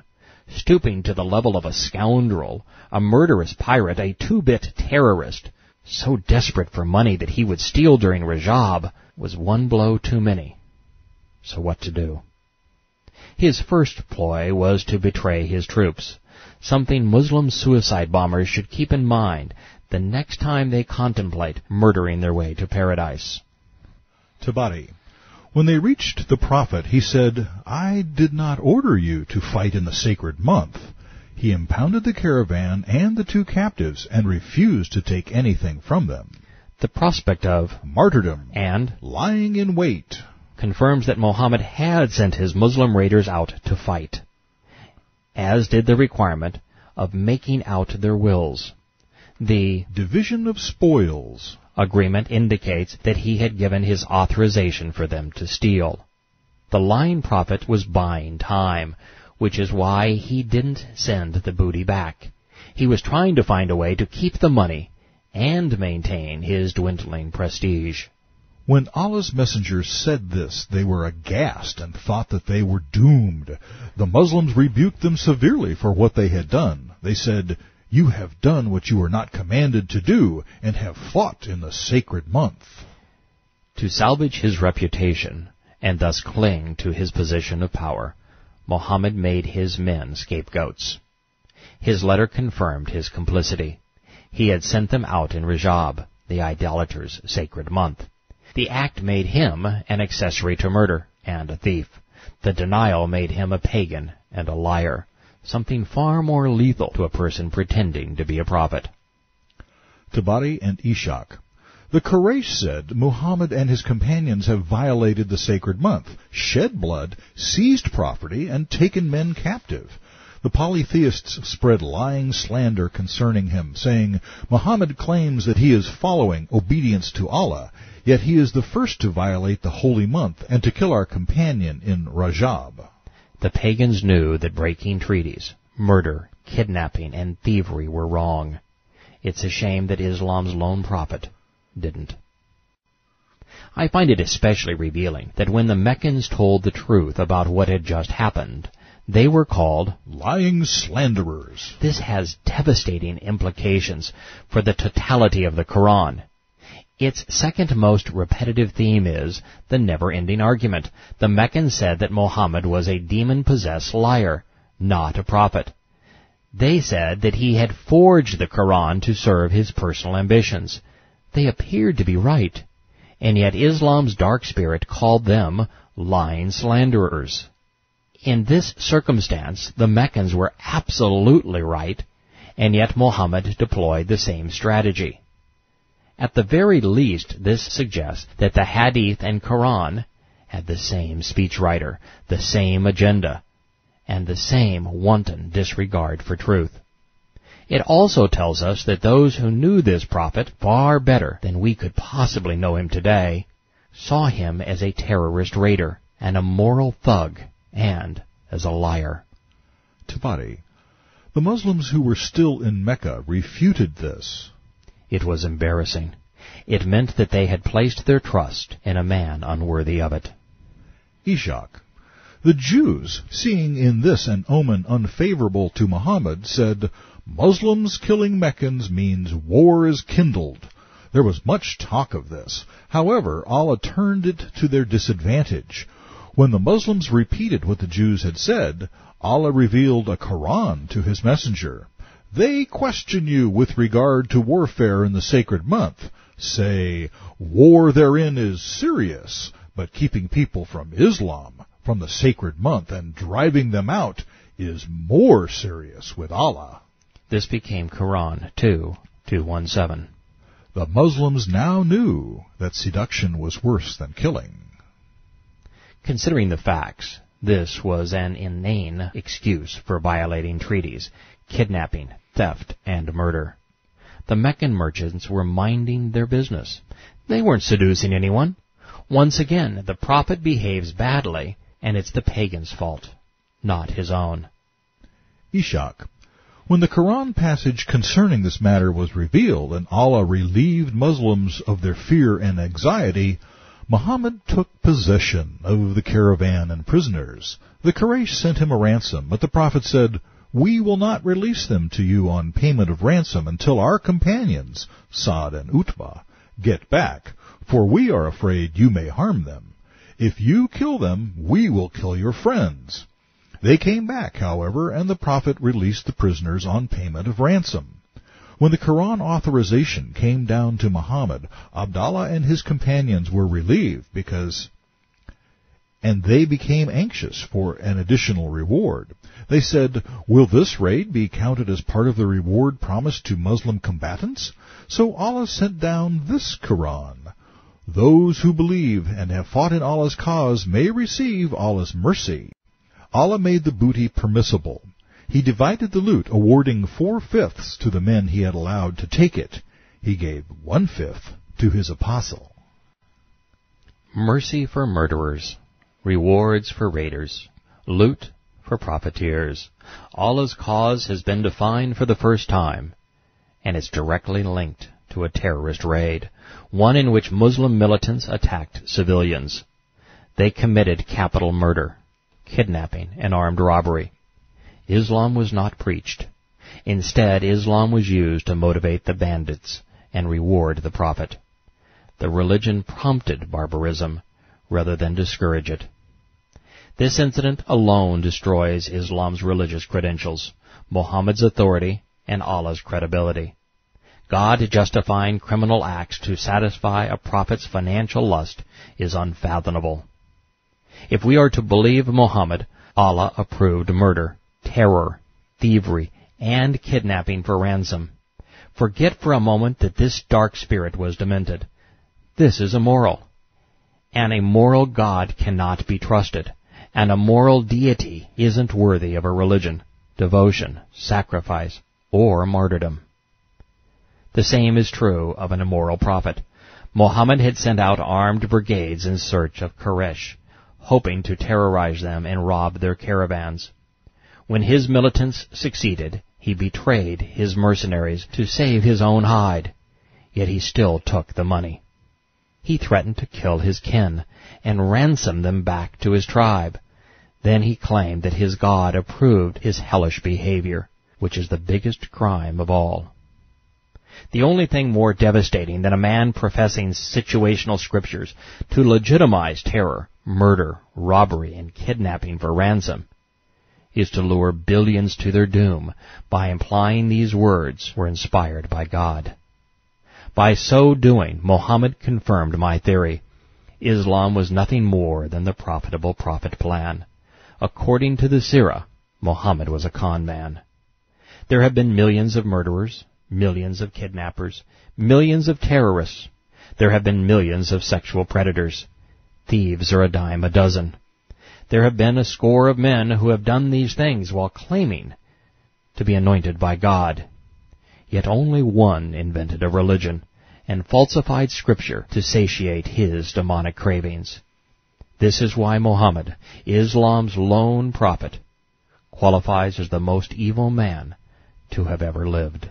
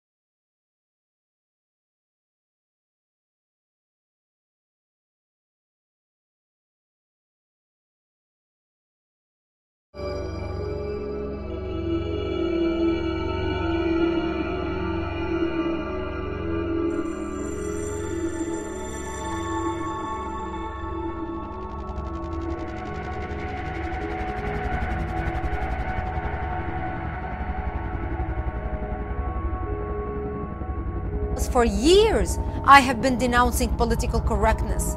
For years, I have been warning people across America that political correctness is aiding and abetting the advance of radical Islam on our soil.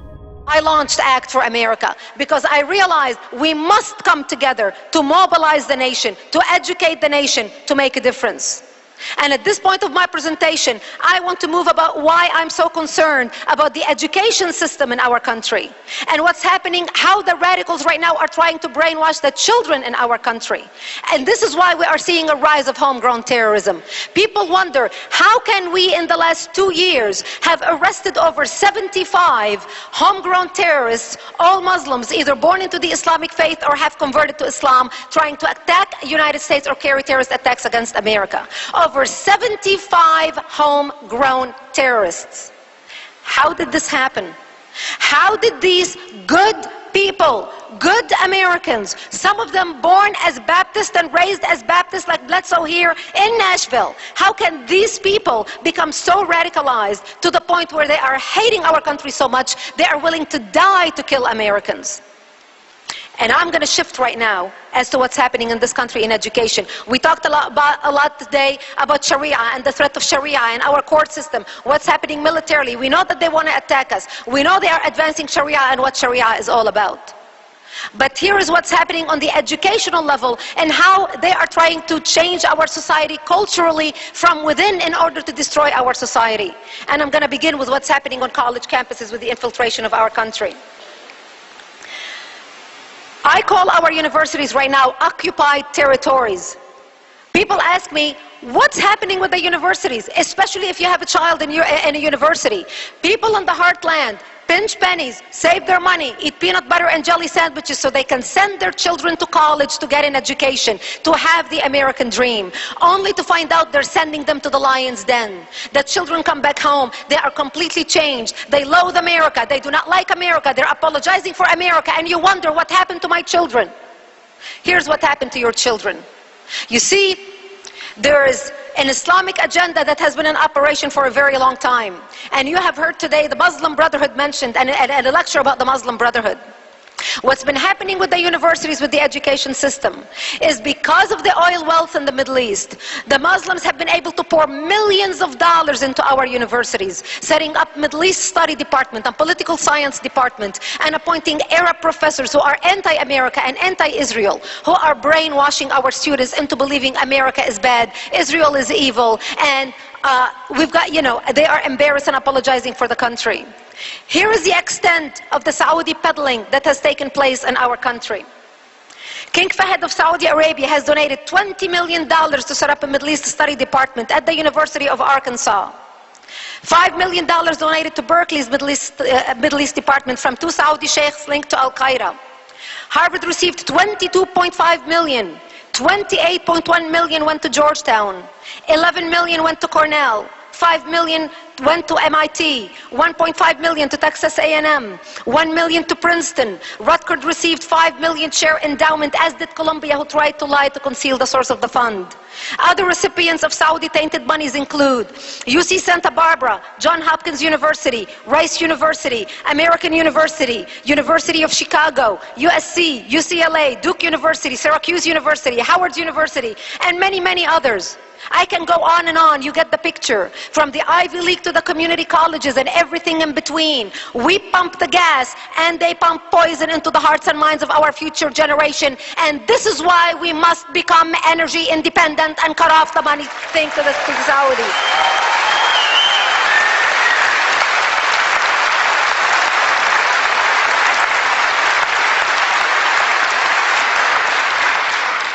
The way they're doing it is they're using a loophole called Title VI program, which was started by our government after World War II to educate American students about foreign cultures and foreign languages so they may be an asset to our country, especially those who want to get into the diplomatic field and work for the State Department. This is how they are able to get this money into our universities. And this is why, when you look at the news and the media and the mainstream media and you think to yourself, why is the media so biased? Why can't they see what we see? The reason why is because for the last 16 years, all these students graduating out of our Ivy League colleges who have been fed a steady diet of resentment against America and against Israel are today the bureau chiefs, the news writers, the news anchors, the news reporters who are reporting on these things. We shouldn't be surprised. They are the opinion shapers and makers. Unfortunately, they do not realize how they get to this point of thinking this way. The problem does not stop there. The radical Islamic agenda in the country thought the strategy worked so well on college campus, why wait until the kids get to college? Why don't we start educating the children when they are in middle school? So the Council on Islamic Education started advising America's book publishers on how to portray Islam in public schools. They started consulting with Houghton Mifflin and McGraw-Hill and Random House, who write the social studies books and the history books on how to teach Islam in the public school system. They're doing exactly what Hitler did. What did Hitler say? What did Hitler do? Give me the children, I'll change society in 10 years. And for those of you who have been watching what's happening, the attitude of the youth of America against America, you are seeing the results of years of education, of the radical agenda happening in our educational system, and years of apathy on our part, sitting on the sidelines and not paying attention how we're losing our universities and our schools. Here's what's happening with the public school system. They started now teaching a course on Islam in 7th grade. The course is a 3-week course where Johnny and Sally have to adopt Muslim names, become Muslims for 3 weeks, memorize and recite verses from the Quran, fast for Ramadan if they can, for 1 day to experience what it's like to be a Muslim, and then go to a mosque on a field trip. Here's what the course says. You know, before when I would speak about these things, people would say to me, absolutely baloney. This could not be happening. We have separation in church and state in this country. So I decided there is nothing like show and tell. So here is the course. It is the course of Islam. So here's how the course started. And before I start, by the way, don't get me wrong. I want my children to be educated about Christianity, Judaism, Buddhism, Islam. I want my kids to get an all-rounded education about all religions. But let me do the nitty-gritty at home, in my own home, when I want to teach them about what my kids want to learn.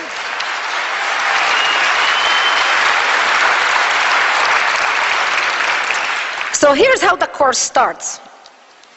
The course starts with the teacher giving instructions to the students about the class. From the beginning, you and your classmates will become Muslims. You will be a member of a caravan. The teacher instructions continue. Dressing as a Muslim and trying to be involved will increase your learning and enjoyment. Finally, trying your best in all tasks will guarantee you an excellent grade and a more enjoyable time. The teacher is already dangling the great carrot in front of the children. Here are the list of Islamic names that the children have to choose from. Abdullah, Khalid, Hassan, Hamza, Ibrahim, Arafat, Khadija, Maryam, Noor, Amina, etc. Here are what they called wisdom cards, which is exercise cards that the children have to study at school, just like they study with math cards or whatever, in order for them to understand their lessons. This card that I'm going to use as an example in particular, and there's many of them pages upon pages, but it talks about jihad. Because jihad has become a word that we are all very familiar with. We have heard a lot, because every terrorist that either blew himself up or committed suicide or martyrdom or did a video of his last rite before he blows himself up, he talks about jihad fi sabilillah. He is dying in the path of Allah. Here's what they're teaching our students about jihad. A jihad is a struggle by Muslims against oppression, invasion, and injustice. This is a fact card. Now, if these words sound familiar to you, it's because they are the talking points of Al-Qaeda and the Palestinian Authority and Hamas or whatever. Every time they talk about why they're fighting the West, why they're fighting America, they are fighting injustice, they are fighting oppression, they are fighting invasion. Our children in 7th grade in public schools in the United States right now are being taught the talking points of our enemies as facts in our public schools, and we, the taxpayers, are paying for it. And by the way, the word jihad is mentioned in the Quran 40 times, 36 times out of 40 as a war, as a holy war against the infidels to either kill them or subjugate them. So the kids are taught flat lies. And here's the kicker some of you will appreciate, especially, it's amazing that we're doing this at church. Here is the Shahada, or the Islamic salvation prayer, when somebody wants to convert to Islam and wants to become a Muslim. This is what they say. It is the equivalent to the Christian prayer of, I accept Jesus into my heart as my Lord and Savior, etc. Here's what the kids have to analyze in the classroom. They have to analyze this prayer. In the name of Allah, the compassionate, the merciful. Praise be to Allah, Lord of creation, the compassionate, the merciful, King of Judgment Day.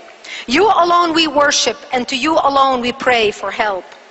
Guide us to the straight path, the path of those whom you have favored, not of those who have incurred your wrath, which is the Jews, nor of those who have gone astray, which is the atheists and the Christians. Can you imagine if the pastor here goes to a school, to a public school, and says, hey y'all, we're going to study the Bible for 3 weeks. You are going to have Judeo-Christian names like Michael and Sarah, and we're going to memorize and recite verses from the Bible, and you're going to try to fast for 1 day to experience Good Friday or Yom Kippur, so you'll know what it's like to come from that heritage, and then you're going to come on Sunday to church service to experience what it's like to be a Muslim. Can you imagine what would happen to that pastor? Hell will break loose. The ACLU will scream up in arms. Again, I am all for religious education at school, but this is indoctrination and it's unacceptable. This is exactly why we have separation between church and state. Do not mix the two together.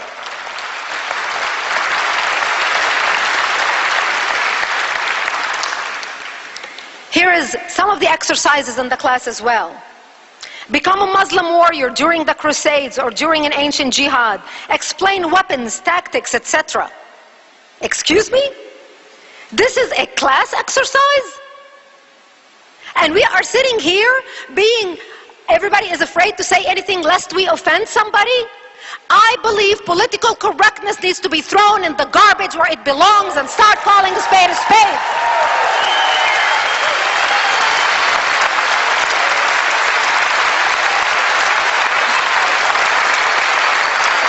Yeah, I'm talking to the right people.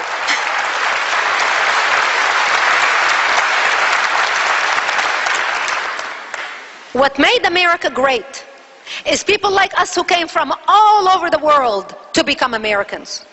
Your great-grandparents, your grandparents, your parents, or yourself if you are a first-generation immigrant like me. We are a melting pot. If you look across this room, you'll see a tapestry of different colors, different backgrounds, different heritage, different religion, different everything. But we came all together here to be Americans. So we can love this country, so we can be free. We have all our shortcomings. No country is great. But we all work together and come together to make sure we protect and we secure this country and keep it as a beacon of light to those people coming from the rest of the world so they can enjoy what we all enjoyed, whether we are a first-generation immigrant or not. And I say to those people who criticize America, who hate America, who think so ill of America, if America is so bad, by all means we'll give you a one-way ticket and go out and go to whatever country you choose and leave it to us.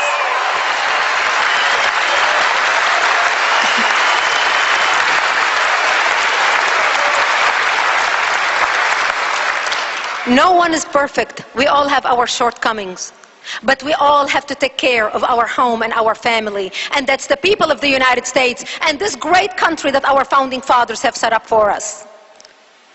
People come here speaking different languages, different nationalities. I am sick and tired when I hear people say, I'm an African American, and I'm a Japanese American, and I'm Italian American. I am nothing but an American.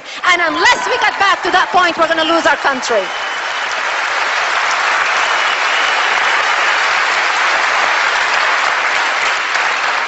And while I'm on a roll, English is the official language of the United States and shall remain so. When people hear about the Middle East, they think all the countries in the Middle East are Muslim countries. This was not the case 30 years ago.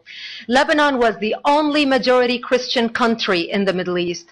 Lebanon was the most westernized modern country in the Middle East. When we got our independence from France in the early 40s, the majority of the population were Christian. The Muslims were the minority. We prospered, we built the country, we are the descendants of the Phoenicians, we were good in commerce, and in a very short period of time, Lebanon became Paris of the Middle East, the banking capital of the Middle East.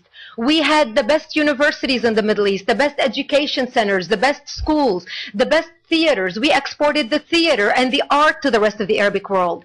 That's why a lot of Arabic countries understand the Lebanese dialect through our culture, but while we do not understand many of theirs.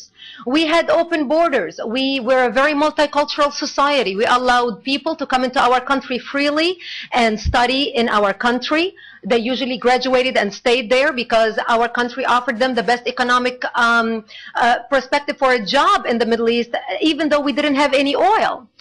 That was Lebanon. The situation began to change gradually as the Muslims started growing and becoming more than 50% of society. We, the Christians, do not multiply as much, while the Muslims, a lot of them are allowed to marry up to 4 wives at a time. This is how they multiplied. We started shrinking, they started growing. The most famous Muslim in the world today is Osama bin Laden. Osama bin Laden is 1 out of 53 children. He himself has 27 children. Between father and son, they have produced 80 children.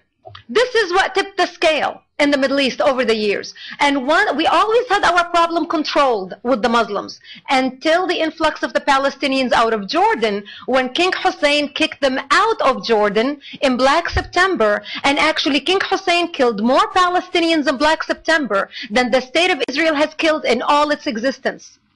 Lebanon, not surprisingly, being a country based on Judeo-Christian values with open borders and multicultural attitude, took the Palestinians in. We were the only country in the Middle East who took the Palestinians in for the 3rd wave of refugees in 1970. Once they came in, they put their heads together with the radical Islamists in our country and declared holy war on the Christians.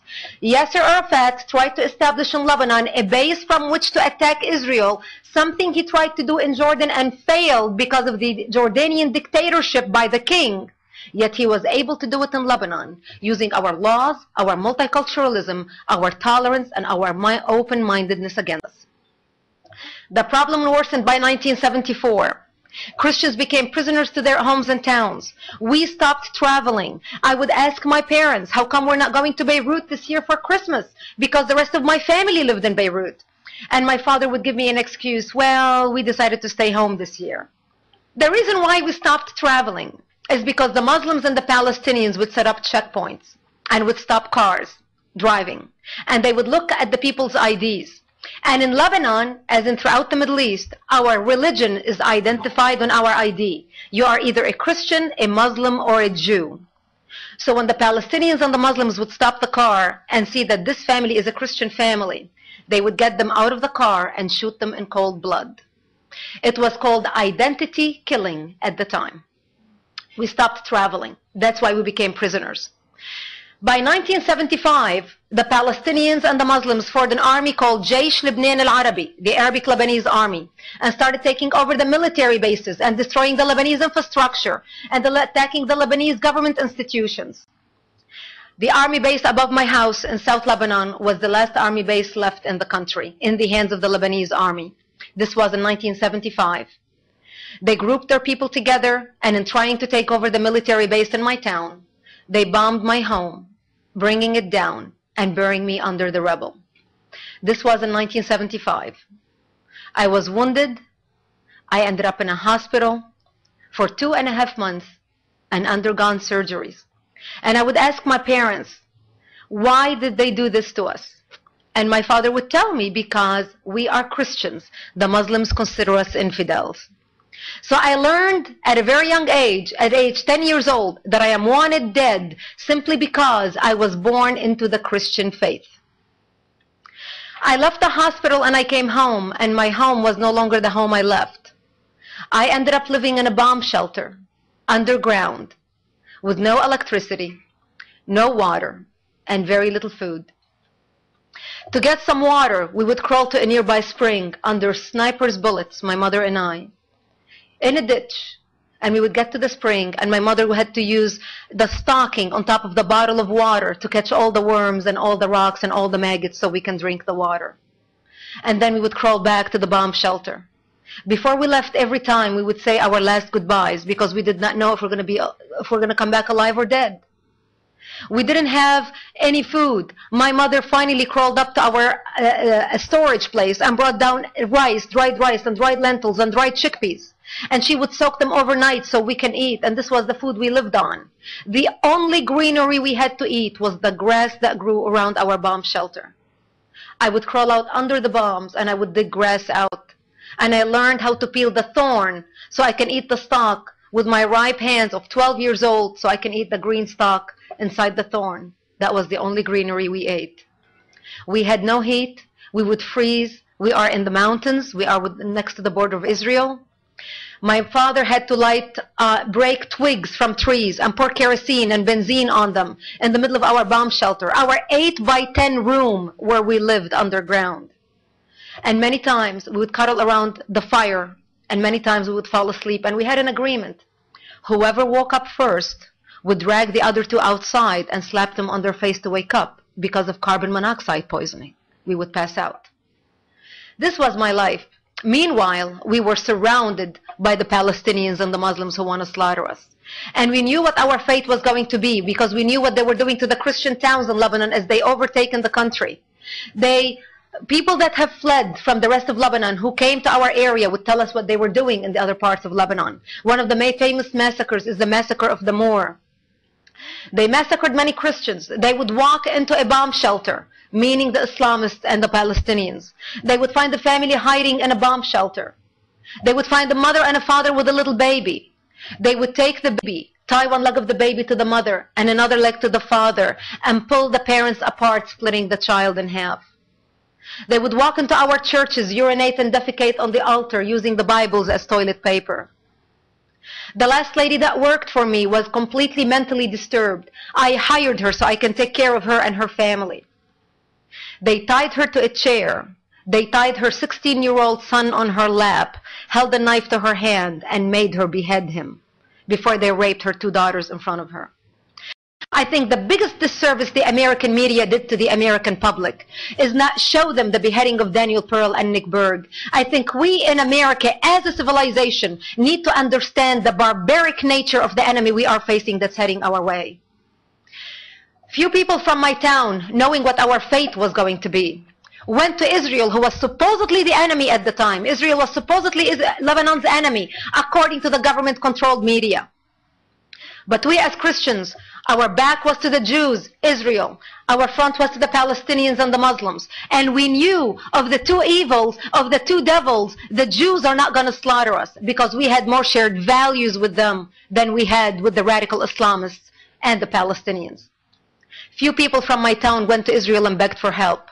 And Israel started coming in the middle of the night from 1976 till 1978. Bringing food for the children, bringing bomb shelters to the people who didn't have a bomb shelter, bringing blankets to the family, bringing medication, bringing food for the military, bringing ammunition to the Christians, and teaching them how to fight, taking them into Israel to be trained. Because the Christian Lebanese had college degrees, had education, they were not street gangs. And you can have all the college degrees on your wall behind you, your doctorates, your law degree, and everything else. It doesn't do you squat when you are faced with an enemy who believes that beheading you is an order from Allah.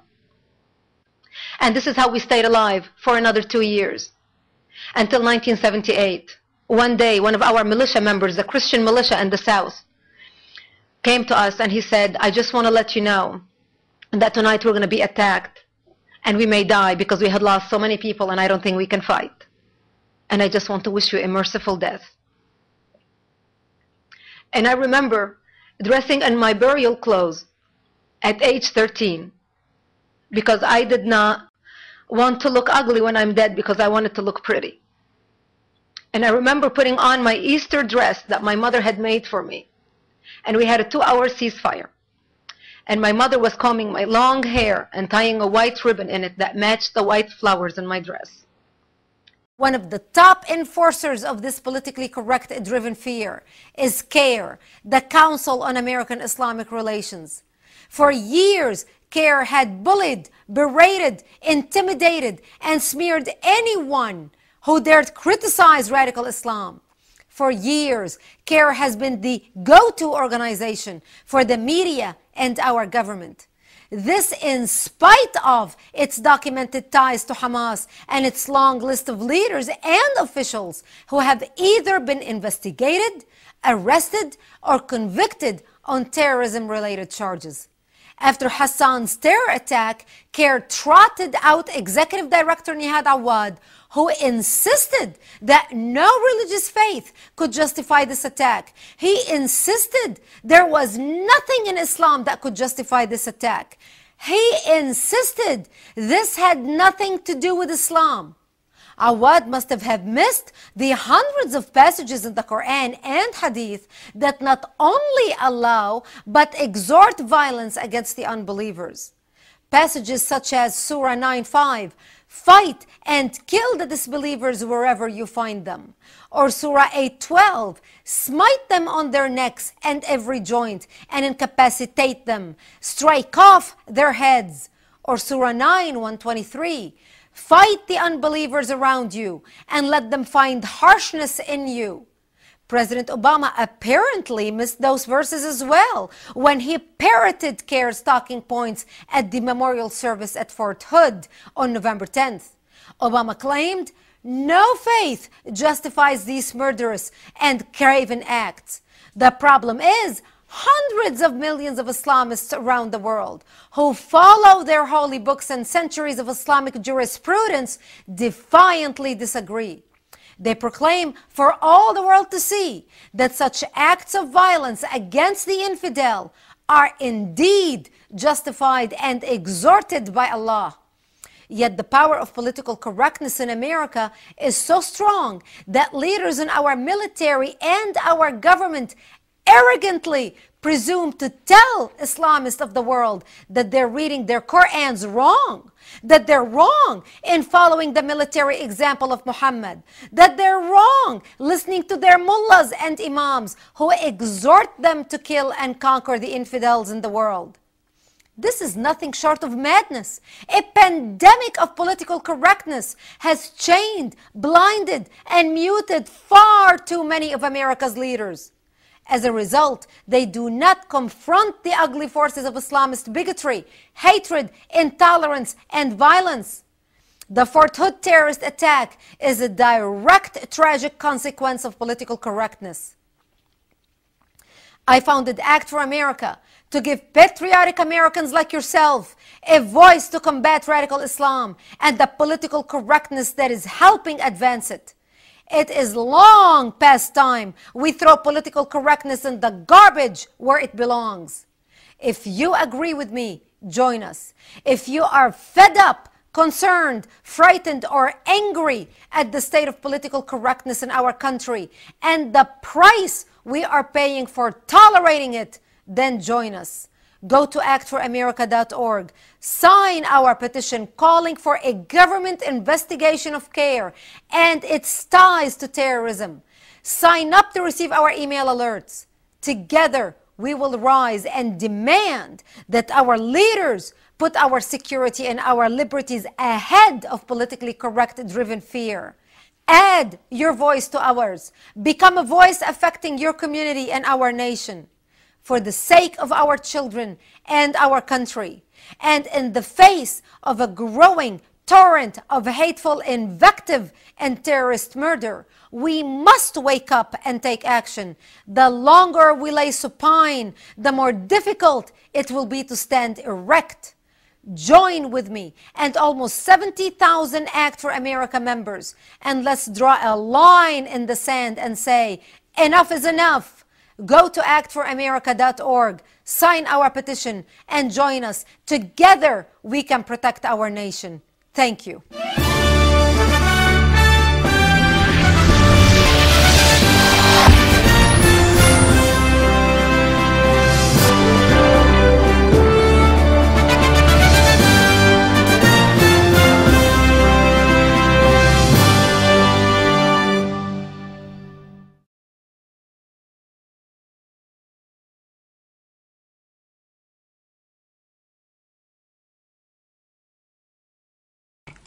احنا عندنا مشكلة تحديد النسل، احنا ما عندنا تحديد نسل في البحرين، والشيعة يتزوجون متعة في البحرين، وينجبون أطفال بلا عدد وبلا حساب، والشارع يربي. زين، شيء طبيعي إذا الأب يتزوج فلبينية ويتزوج بحرينية ويتزوج واحدة ثالثة من إيران وياخذ له متعة 2 3 من هني، كم طفل بيجيب؟ في 12/9 صرحتي تصريحا بأنك تدعين أو تطالبين وتنصحين الخليجيات والبحرينيات بالذات المضطهدات باللجوء الاجتماعي إلى فرنسا.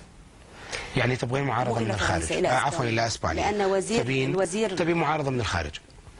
مو القصد انه معارضه من الخارج، القصد ان هم يحتمون او يعيشون في بلد امن، لان يعني اذا المراه ما حصلت على الامان في بلدها، ما حصلت على الامان في محاكمها، ما حصلت على الامان في بيت الزوجيه، طيب وين تروح؟ وين تروح؟ في ناس يقولون انه غادة جمشير سنية وبالتالي هي ترفع اللواء ضد زواج مقرر شرعا عند الشيعة. مقرر شرعا؟ عند الشيعة مقرر شرعا. الشريعة الإسلامية أقرت المتعة اللي بهذه التصنيفة اللي أنا بقولها لك. التمتع بالمفاخذة، عندهم التمتع بالملامسة، زين، التمتع بالمكاعبة، التمتع بالصغيرة. التمتع بالصغيرة تعرف شنو معناتها؟ معناتها يتمتعون بالطفل اللي عمرها 2 3 سنين 4 سنين. طيب عشان ما ندخل بس في تفصيلات. التمتع بالمفاخذة خل اشرح لك شنو هو. لا هذه ضد حقوق الطفل، هذه يعتبر اعتداء جنسي على الطفلة. يعني التمتع بالمفاخذة شنو ذي؟ التمتع بالرضيعة معناته ذي. زين، الرضيعة يعني كم عمرها؟ سنة ونص، أشهر. يعني هل يعقل رجل بالغ يمارس الجنس مع طفلة رضيعة؟ بس وتقولون لي الشريعة الإسلامية أحلت هذه الأمور؟ خل المتعة، المسيار، شنو معنات المسيار؟ تقول أنا سنية وأهاجم الشيعة؟ لا، أنا أقول هل في ناس يقولون زي كذا؟ لا، أنا بقول لك المسيار شنو؟ المسيار شنو؟ يعني يتزوج واحدة في بلد ثانية ويروح يسير عليها في الشهر مرة، يزورها، اسمها متزوجة. هذه النوع من الزيجات مش بالضرورة بالشهر، ممكن كل يوم. تركي، هذه النوع من الزيجات، هذه النوع من الممارسات تحط من كرامة المرأة كإنسان. المرأة طول عمرها محبوسة في البيت، ما تخرج إلى العمل السنين اللي فاتت، ما تخرج للدراسة برا، ما تسافر برا تدرس السنين اللي فاتت. فئة بسيطة منهم، فئة بسيطة اللي تسافر وتدرس في الجامعات برا البحرين أو في يعني زين، موجودة في البيت للطبخ وللكنس ولتربية الأطفال. من وين تجي الثقافة؟ من وين تجي الثقافة؟ وفي بعض النساء يعني أهاليهم متشددين يتزوجونهم حتى زواج إجباري. زين، أنت قول لي ليش تمارس عادة الختان إلى اليوم في الوطن العربي؟ ليش؟ لأن ما في ثقافة، ما في تثقيف، ما في توعية، ما في توعية. يعني من كم يوم توفت بنت اسمها أنعام 4 سنوات عمرها في السودان. ليش؟ ممارسة الختان صادها تسمم في الدم 4 سنوات.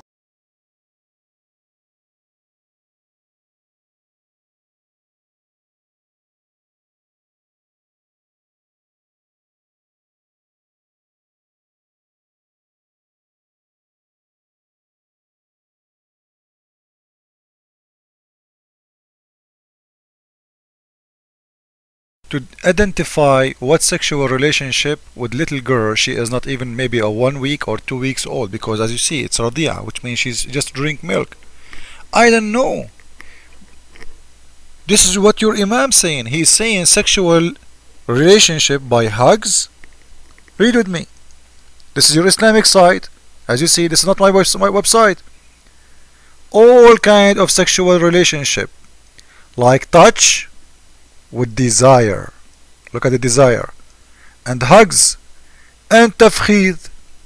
Touch with desire, or hugs, or putting your private part between the legs of that little baby.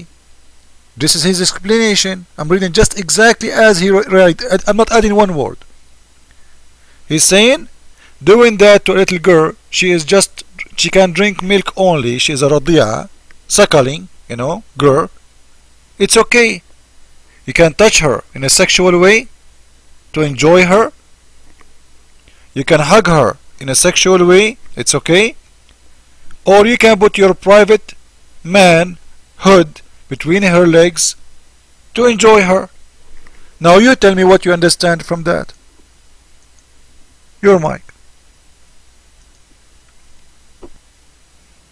Okay, don't forget that this baby, okay, this Radia is a wife. Is a wife. He is not fucking her. Okay, the husband is not fucking. Don't use dirty words, Doctor. Listen, listen. I know you are in the corner. Listen. She is a little girl. What do you mean wife? She cannot eat yet. She drink only milk. What do you mean she's a wife? Guys, she's a wife. She don't have teeth yet. How you say she is a wife? Your mic? Man. Go ahead. Can you tell me what's the difference between, you know, marriage and non-marriage, you know, between legal and illegal relation? Your mic. Doctor, don't change the topic.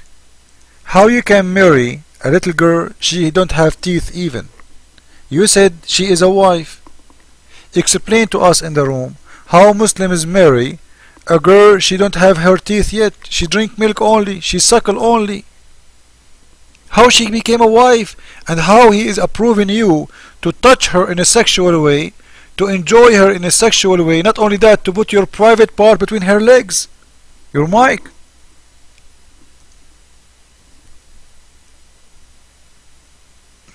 Okay, we are talking about marriage. Okay.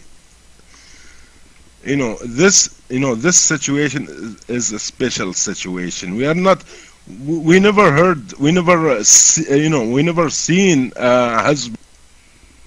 Listen, what's special situation? Listen, this is your scholars, the one you approve as a big leader for you, saying you can have relationship sexually with little baby girl. She don't have teeth yet. Explain to us how you can do such a thing. Your mic.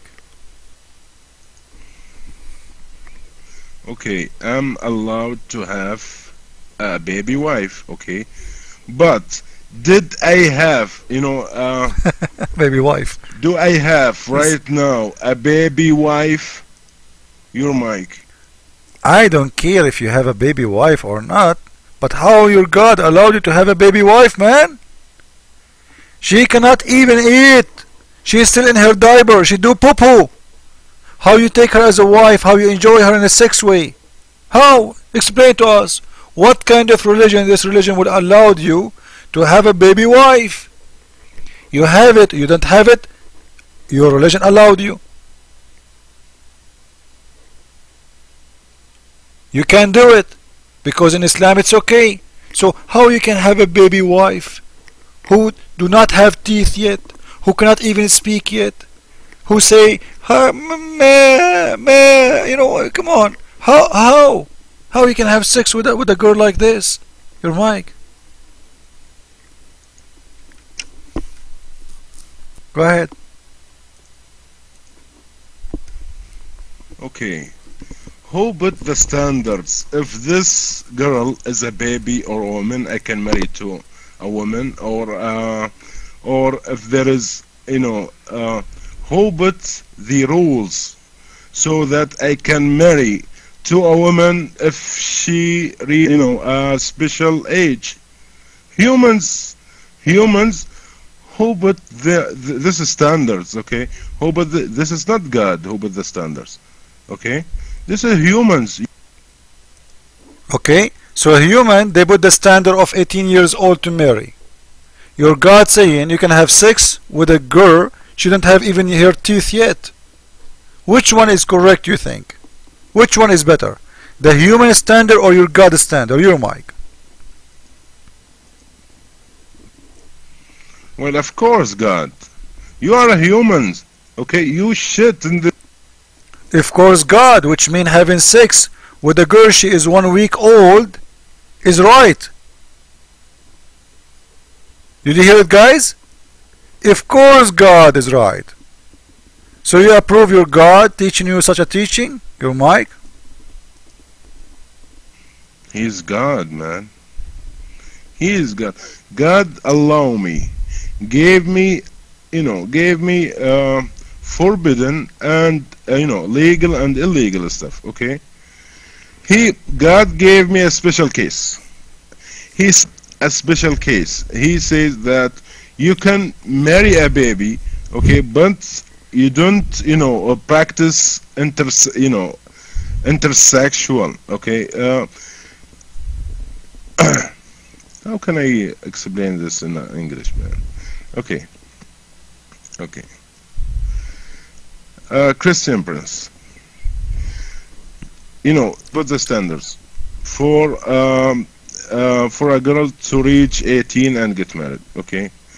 God says, a special case, that baby, you can marry to a baby, but you don't, but your, do, your penis. big, bang, bang, I don't know, how can you say it? Okay. He said, you can touch her, okay. You can touch her, but when she reaches 9 years old, you can do whatever you want. Right, huh? Okay. So what's wrong with...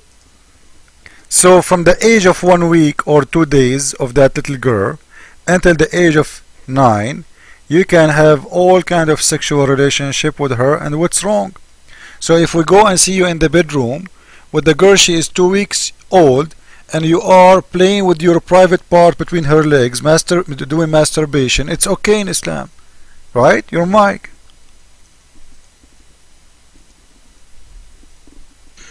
We are talking about a special case, my friend. You don't understand. What do you mean a special case? This is allowed for every Muslim man to do. It's not a special case. In what case? It's a teaching for you to do. You are allowed to do it. Your mic. Did you see any Muslim got married to a baby 1 week? How I know?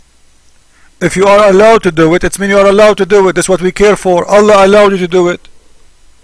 Are you saying that Muslims don't follow the teaching of Allah because it's disgusting? The question is why Allah is allowing you to do such a thing for a little baby. Even dogs and cats don't do that. Your mic.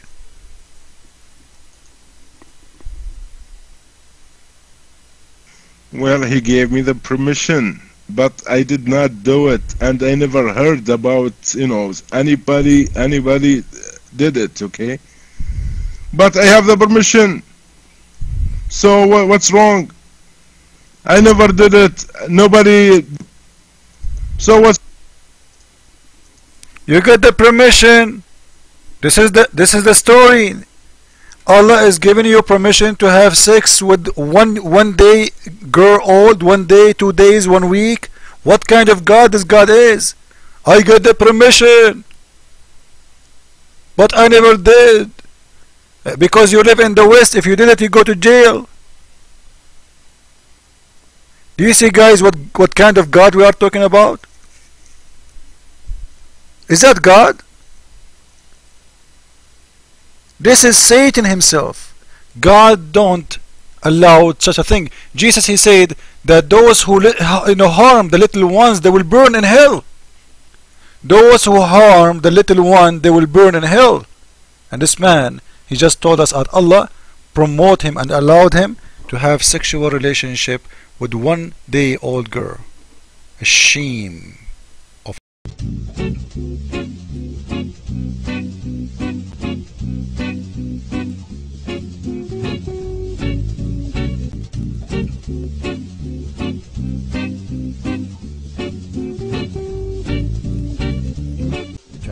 tell me my religion was wrong. They tried to tell me to follow Islam. They said their prophet was a righteous dude, but I found out none of their words were true. I read the Quran and I read the Hadith, and the sickness of Muhammad was apparent to me. He justified perversion in the name of Allah when he married a girl too young for a bra. She was playing with dolls when the prophet came. Her childhood was stolen in Allah's name. Aisha was 9 when he took her to bed. Don't tell me that fool's not sick in the head. Ain't gonna follow no child molester, sex offender, prophet pretender. Ain't gonna follow no child molester. Islam's not for me. Islam's not for me. The sickness of the Islamic mind has caused some mullahs to be blind. To justify their prophet, they will justify sin, so the sins of the prophet are repeated again. All over the world in Islamic states, 9-year-old girls suffer cruel fate. Sold into marriage to twisted men, and Aisha's sad story is repeated again. Ain't gonna follow no child molester, sex offender, prophet pretender. Ain't gonna follow no child molester. Islam's not for me. Islam's not for me. Do you care about women all over the world? Do you care about those little girls? Then stand up and fight for human rights. Speak out against the laws of Islam. Ain't gonna follow no child molester, sex offender, prophet pretender. Ain't gonna follow no child molester. Islam's not for me. Islam's not for me.